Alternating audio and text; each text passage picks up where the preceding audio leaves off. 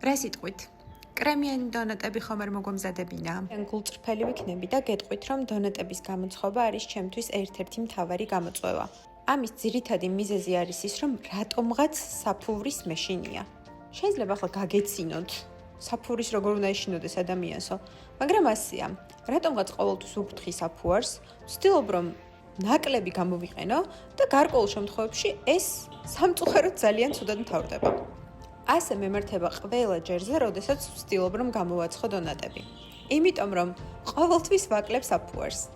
აი ახლაც დღესაც ვიცოდი რომ საფუარი არ უნდა დამეკლო, თუმცა მაინც დავაკელი. მეგონა რომ გამოვიდოდო ნაკლები საფუვრით. ხო და თქვენ ზუსტად იმ დოზით გამოიყენეთ, რა დოზითაც რეცეპტში დაგიწერთ. ახლა საქმის რომ დავუბრუნდეთ, დონატების ცომი უნდა იყოს ძალიან ფუმფულა. ამისთვის კარგი იქნება თუ ამოფრქვევის პროცესში რამდენჯერმე ჩაზალთ და დააყოვნებთ. დონატებისთვის საცხობი ზეთის მზაობას შეამოწმებთ მცირე ფქვილით. მინდათ რომ თქვენ ჩემზე ბევრად კარგი დონატები გამოგივიდეთ, თქვენი ცომი ამაზე მეტად უნდა იყოს ამოფრქვეული. პერგამენტის ქაღალდზე მოთავსებულ ცომს მოათავსებთ ცხელ ზეთში და გააცლით პერგამენტის ქაღალდს. ძალიან მარტივია, ძალიან მარტივად შორდება.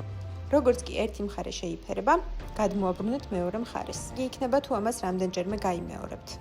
ახლა რაც შეეხება კრემს, დაგჭირდებათ ძალიან ცივი ნაღები, რომელსაც გათქვებთ, დაამატებთ გემოვნებით შაქრის ფხვნილს და სურვილი შემთხვევაში ცოტა კრემყვალს. გათქვებ უმასას მოათავსებთ საკონდიტრო ტომარაში და მოათავსებთ დონატების გულში.